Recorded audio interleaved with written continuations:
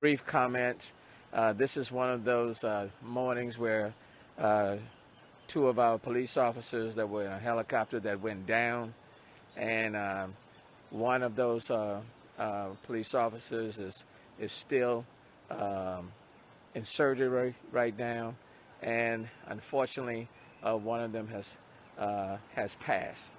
And so I want to ask the city of Houston to continue to lift up, number one, both families, but especially lift up the family of the police officer that has died um, this morning, and lift up his wife and his his parents and um, all their relatives and friends, and then at the same time lift up the entire HPD family, the Houston Police Department, because it is a family. So now it's that extended family. So lift them up. This is a sad morning when you lose one, and at the same time the other one is still getting the treatment from an outstanding hospital right here.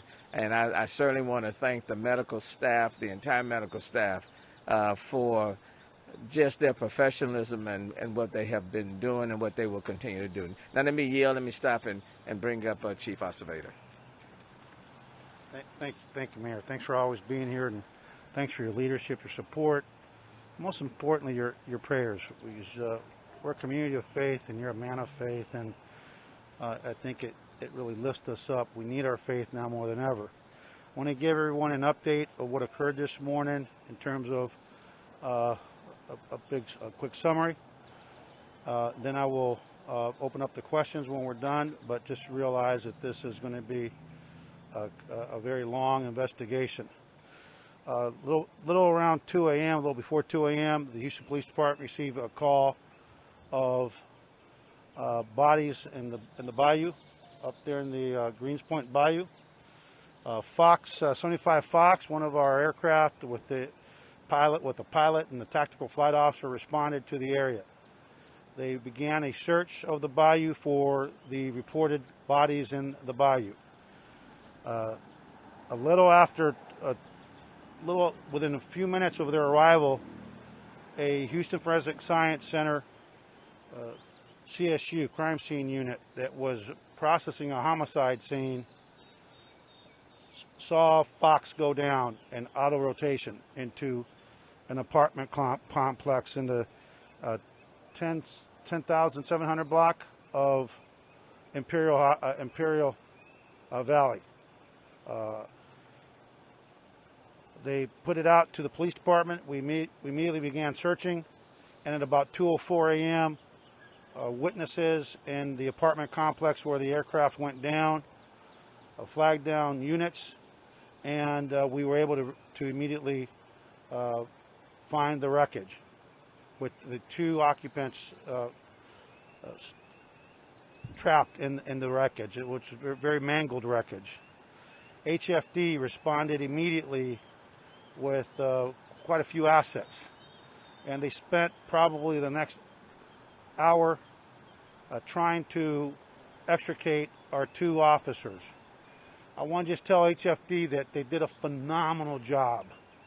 There was a lot of fuel that was spilled on the scene, and as you can imagine, that fuel is very flammable, and when you're using instruments to try to save our officers, I think it was very heroic, their efforts. They put their lives on the line, and as far as I'm concerned, they earned the Medal of Valor tonight when they were in that environment, desperately cutting our officers out.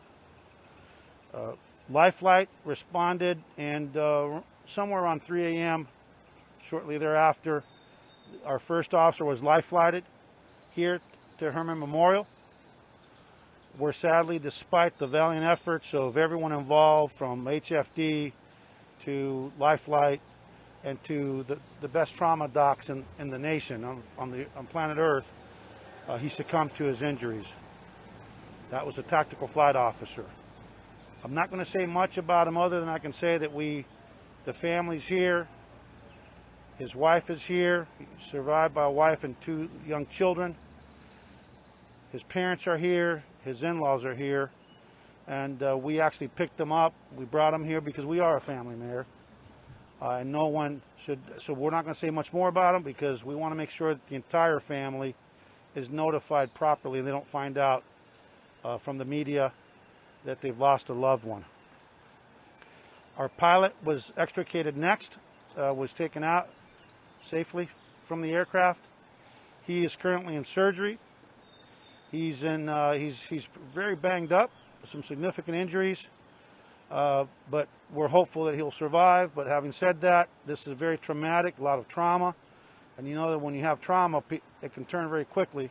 So we're asking for the community's prayers for everyone involved, from the involved families, our extended air operations unit that we're so proud of, that do a phenomenal job day in and day out. It's pretty ironic that just yesterday morning we graduated a class and we had Fox fly out because we had, you know, COVID, so we couldn't do your traditional graduation, so we wanted to do something special.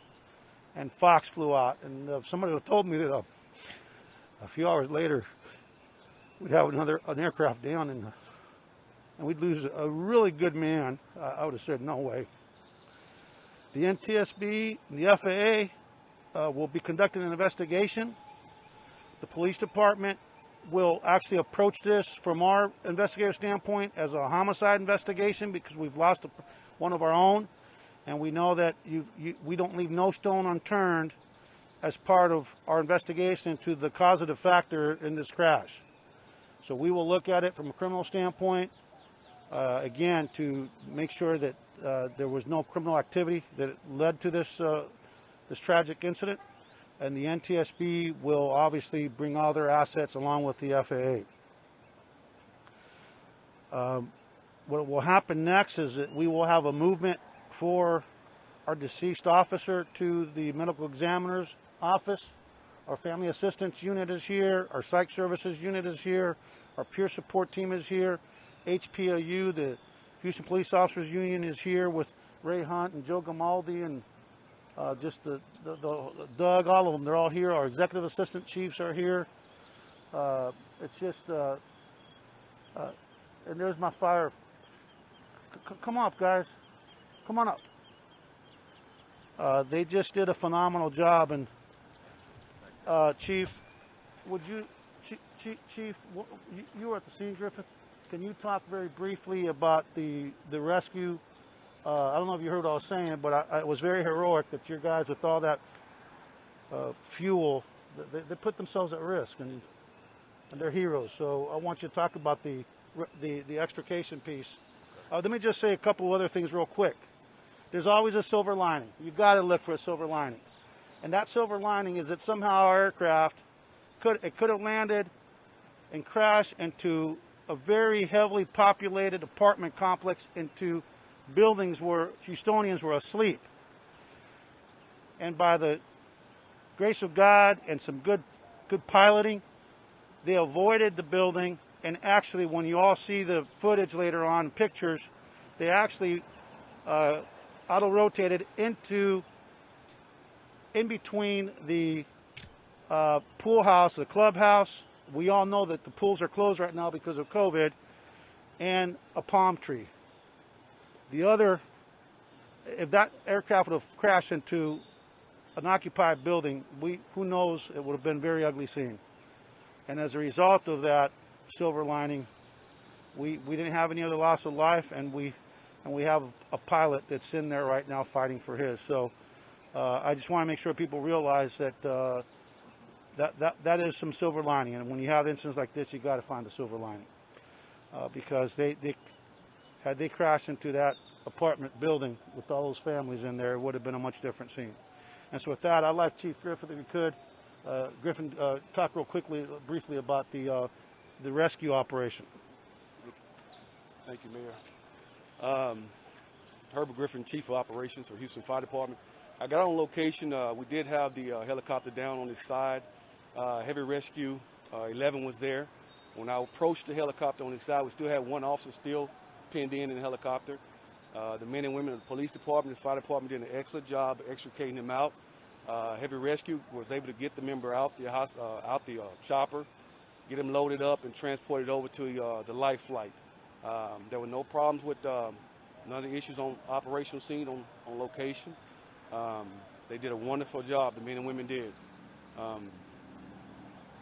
Something like this is horrific. Like the chief said, the helicopter was trapped between the laundry room and an actual tree. So it's a blessing it didn't hit the actual apartment complex. So thank you, Chief. Now, there at about 3 a.m. there were some shots fired in the area. That people keep bringing that up.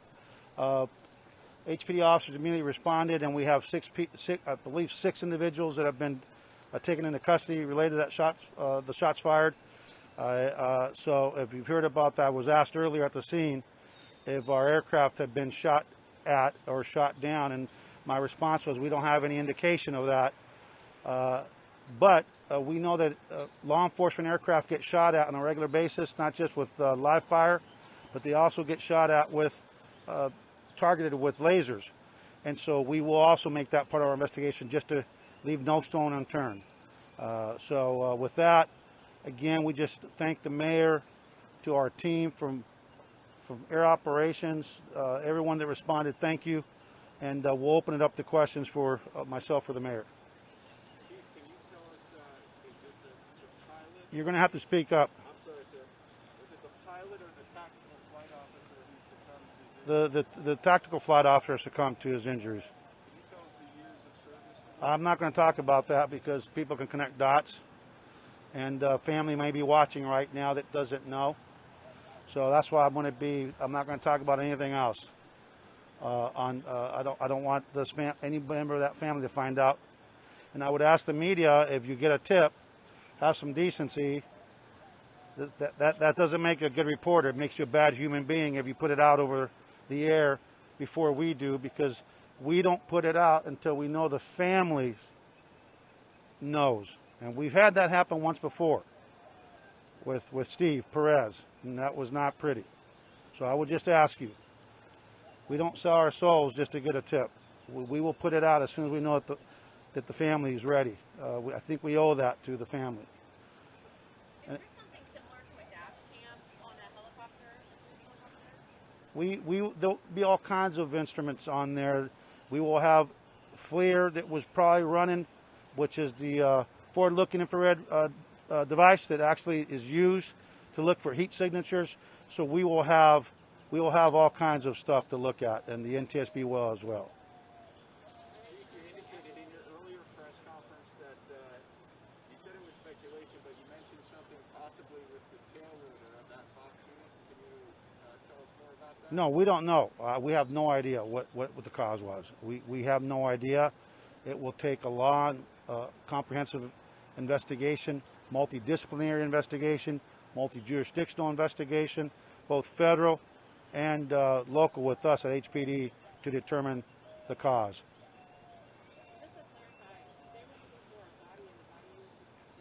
The call that they responded to was bodies floating in the bayou, bodies in the bayou. And that's what they were working on when they went down, and they were located around 2:04, a little after 2 a.m. No flames, which is a blessing. Again, that pilot did a hell of a job not trying to avoid that big apartment building there. That's the silver lining here. Anything else? Thank you all.